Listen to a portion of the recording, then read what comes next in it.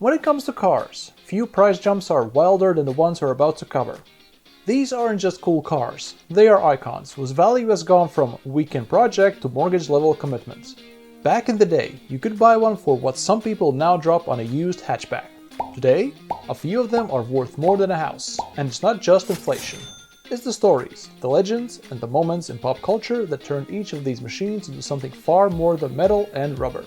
So buckle up, we're looking at 5 examples of cars that went from street heroes to collectors' gold mines, and exactly why their values have exploded. And so, right at the start, we have the legendary Toyota AE86, or Hachiroku. This car wasn't supposed to be special. In the early 80s, Toyota just wanted a sporty version of the Corolla. Affordable, reliable, and practical. What they ended up making was a lightweight rear-wheel drive coupe hatch that nailed the sweet spot between weekday commuter and weekend toy. Under the hood sat the 1.6-liter 4A GE inline 4, a twin-cam engine that made around 128 horsepower, loved to rev past 7,500 RPM, and sent its power through a slick 5-speed manual to the rear wheels. Sitting at just 970 kilos, it was never about brute force. 0 to 100 took roughly 8.5 to 9 seconds. But the sharp chassis, precise steering, and perfectly tuned suspension made it feel alive in a way numbers can't capture. Its live rear axle with 4-link suspension and coil springs was simple by today's standards. But it was exactly what you wanted for controllable and balanced handling. That made it a natural hit in autocross and club racing, and it became a weapon of choice in the early drifting scene. Keiichi Tsuchiya, the Drift King, famously used an AE86 to prove drifting was a legitimate driving skill. Then came Initial D.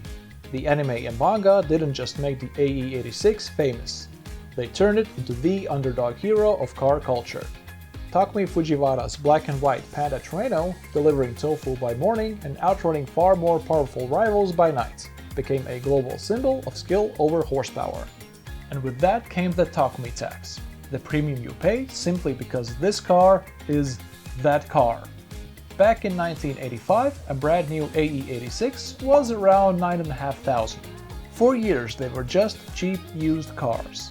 Now, even rough shells can fetch you $15,000. Clean drivers are $30,000 to $50,000, and pristine Initial D replicas easily push past $60,000. Next up, we have the Nissan Skyline R34. By the late 90s, Nissan Skyline was already a legend. The R32 had earned the nickname Godzilla by dominating Group A touring car racing. The R33 refined the formula, and then in 1999, the R34 arrived. Sharper, more high-tech, and even more menacing. Under the hood sat a 2.6-liter twin-turbo inline-6, officially rated at 276 horsepower, though most were actually closer to 320 and 330. Torque was 392 Nm, and it was all sent through a 6-speed Getrag manual transmission to Nissan's Atessa all-wheel drive system. The R34 also had the rear-wheel steering system, plus a multifunction display on the dash showing boost pressure, oil temps, and other data. Basically, race car stuff for the street. Its weight was about 1,560 kilos, could hit 0 to 100 in 4.8 seconds, and topped out electronically at 250 km an hour. It wasn't just about numbers, it was about confidence. The R34 could grip like nothing else, yet still let skilled drivers push it into controlled slides. Culturally, it blew up thanks to Gran Turismo on PlayStation, where it was the go-to car for destroying everything in sight. Paul Walker's silver and blue R34 in Too Fast Too Furious cemented it as a dream ride for a generation. Now here's the kicker. Nissan never sold the R34 in the US. Thanks to the 25-year import rule, they were a forbidden fruit, until 2024, when the earliest models became legal. Prices skyrocketed overnight. Now, you're looking roughly at $150,000 for a regular model, and $300,000 to $400,000 for a rare V-Spec 2 Norse. Special Nismo Z-Tune models? Forget it, those trade in the millions. Next up, we have the Honda Integra Type R. The Integra Type R is a case study in how far you can push front-wheel drive. Launched in Japan in 1995 and in the US in 1997, It was Honda's purest performance car of the era. The engineers went over every inch, seam welding the chassis for rigidity, shaving weight wherever possible, fitting a close ratio of 5-speed manual, and adding a helical limited slip differential. The star of the show was the 1.8-liter engine. Hand-built and balanced, it made 195 horsepower at 8,000 RPM. Numbers unheard of for a naturally aspirated 4-cylinder at the time. With almost 1,200 kilos of weight, 0 to 100 came in about 6.3 seconds. But the magic was in the corners. Steering feel, chassis response, and high RPM VTEC engagement made it addictive to drive. It dominated comparison tests, with journalists calling it the best handling front-wheel drive car ever.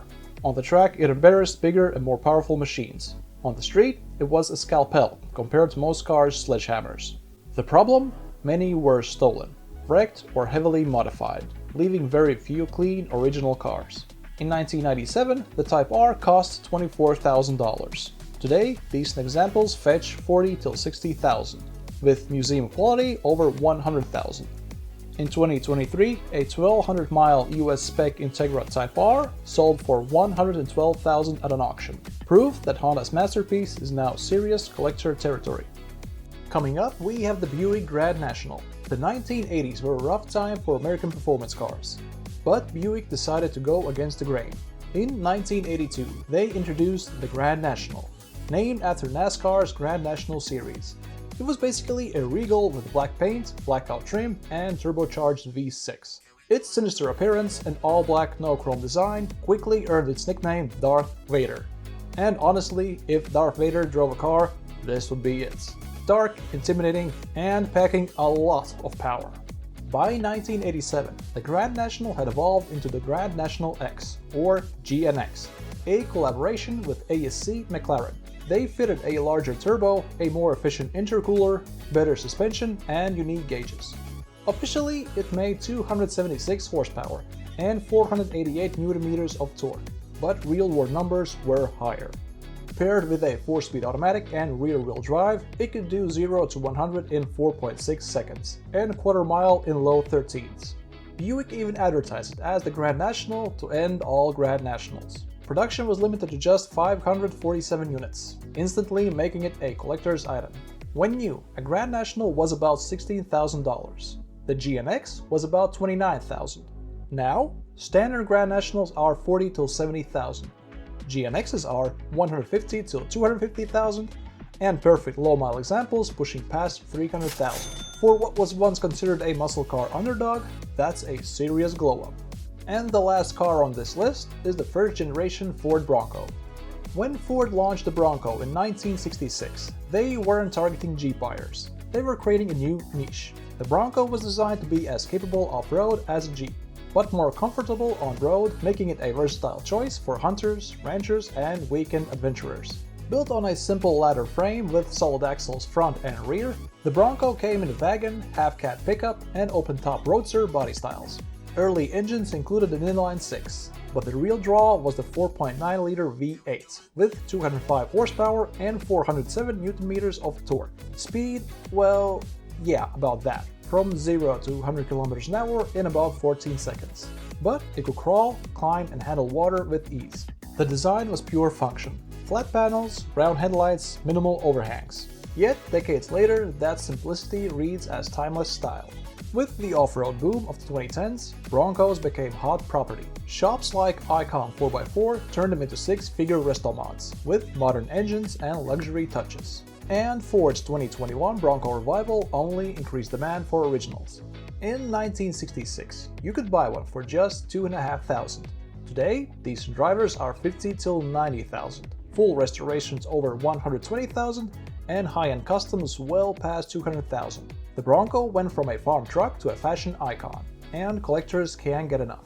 Well, there you have it. Each of these cars started life as just a car, a tool for getting from point A to point B.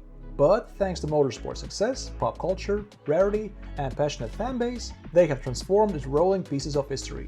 Whether it's a tofu-delivering Corolla, a forbidden Skyline, a hand-built Honda, a turbocharged Buick, or a rugged Bronco, one thing's for sure, if you had the foresight to buy one when it was new, you're probably smiling every time you check the auction results. So the question is, Which of today's affordable cars will become tomorrow's gold mines? Drop your predictions in the comment section below, because history has showed us legends are born when nobody expects them.